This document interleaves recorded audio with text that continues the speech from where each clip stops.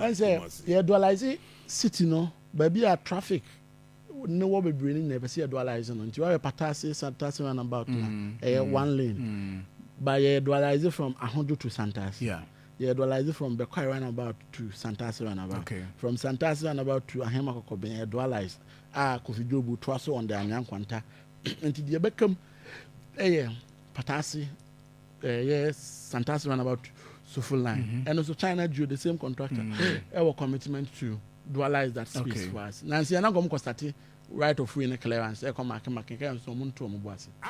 Only a full line interchange and hand you by my the quite to Santas. That's straight. Only no for my one yeah, who say there are alternate routes are cars in between, but what to two and my affair. I didn't know where I'm at before, but okay, traffic move 2 hours. Nothing home it. And the Adianka warrior non commercial nom their reward they are buying. That's how they before. Even where a free be quiet to Santas. I shall say on concentrate on the left side.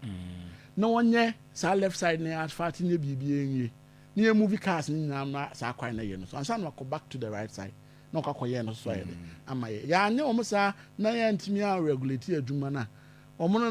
Construction wise, but is to blend whichever development with society, no, anyone needs so far as how you are coordinating the issues are concerned. So basically, those are the things that are happening so far as roads, town roads. I mean, you're about Macassin, you're Dikumasin, don't pass it from town roads, as I speak of a cargo good, you know, a dra town roads, a dra Satasu Bridge. Yes. Satasu Bridge, Boo, and I said, yeah, young Pama Amoakohene. You are a year and an 8 years. A man and being heritage. Nago Ponchade, a year on about Bujama and Mwasi. President Abuakwa Taabre Satasu Bridge, a Monday master here movies and to obey asphalting so that we'll be able to connect to our highway.